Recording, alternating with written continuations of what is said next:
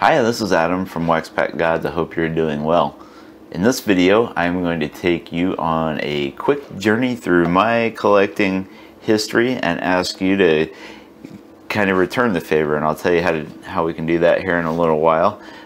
With the baseball season coming up, finally, we think, on July 23rd, I've been doing some reflecting on my history with baseball and with the hobby, and I've kind of shared some of that on Twitter and over on the blog at waxpackgods.com. So on Twitter, I've been asking some questions like, when did you start collecting? And if you left the hobby, when did you come back?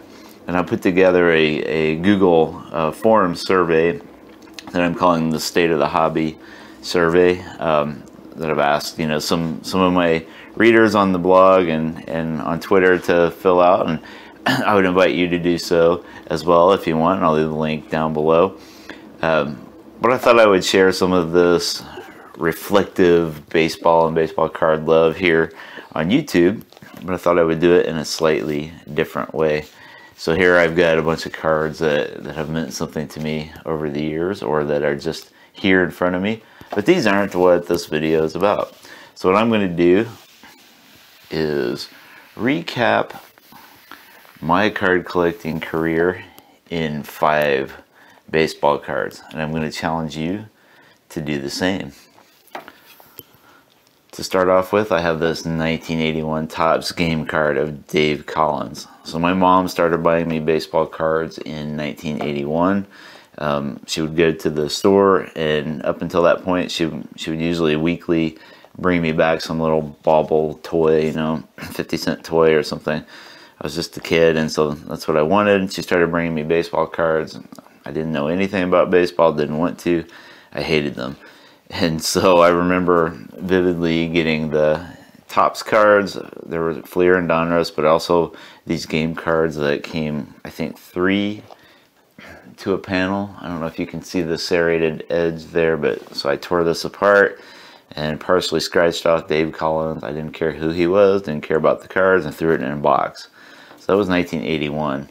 Things pretty much stayed the same until 1983, when for some reason spring and the warming weather kind of got me thinking about baseball, and then I started pulling out my baseball cards, and I opened up a few packs of new cards that I wanted to buy on my own, and lo and behold, I was hooked. And of course, the 83 Topps set is a beautiful set, one of my favorite ever. But for me, this 83 Donruss Cesar Cedeno kind of epitomizes the sunny awakening that I feel like I had during that spring, when I started to embrace baseball and baseball cards. And here he is in all his smiling glory. He consequently became one of my favorite players, probably my first favorite Reds player, except for maybe Tom Hume. They were neck and neck there for a while. So this is a 1983 Donruss Cesar Cedeno. That's card number 2. Card number 3. So there's a lot of Reds here.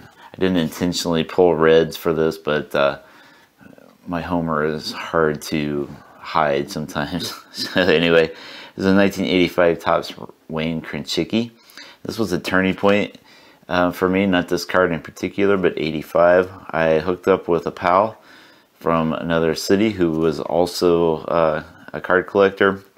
We met at a card show, and we decided that we were building pretty nice collections individually, and we had a lot of doubles. So hey, why not pull our stuff together and see if we could fill up a card show table and go to the other side of the table and be dealers for a day. And so we did.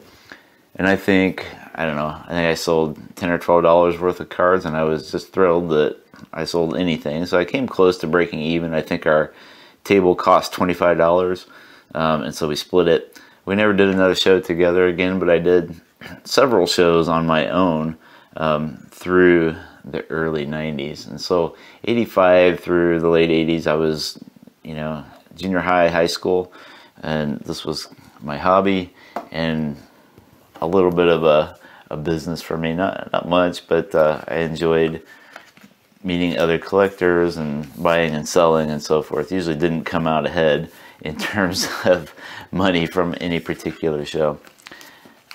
That's card number 3. Things stayed pretty much the same as the hobby boomed. I had to get everything. I loved it all.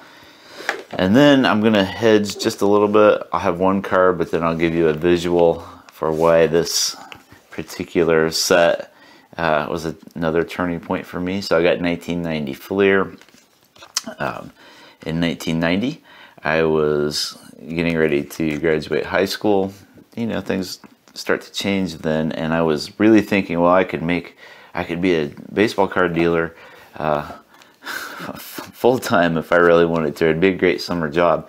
And so I think it was probably actually the next year in 1991 or so, early, that I found a closeout deal on 1990 Fleer wax packs, and there were also like bubble packs or something of 1988 Donruss. But this is the one that stuck with me. I still have these wax packs coming out of my ears today. So I dumped a bunch of money into them, for a bunch of money for me at the time anyway. Probably a lot of my graduation money. Of course they were discounted, but they weren't as discounted as they would be now. So my 4th card is a card from that set, 1990 Fleer Fred Lynn. And I think it fits because my hobby days were starting to wane at that point. You know, as I got ready for college and went into college, and here we have Fred Lynn with the Tigers, which still looks pretty wrong after all these years. He should have been a Red Sox player or an Angel, but Tiger looks kind of weird. And then, well, since that was about 1981 or so that I'm sorry, 1991 or so that I bought those cards. That was kind of nearing the end of the road for me to be a dealer of any sort, and I also kind of pulled back from collecting as college really ramped up, and then grad school, and then family and jobs and all that.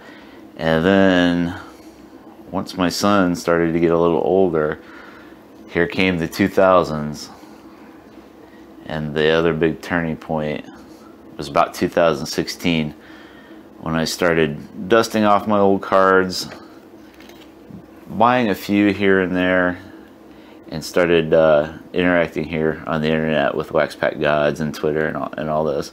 And so here is a 2016 Troy Tulowitzki to mark that turning point. So there you have it. My personal baseball card journey in 5 baseball cards. So here's the challenge to you. If you really want to take the challenge full on, make a video of your own and tell me your 5 baseball cards in response, or you can do that, the same thing, in the comments.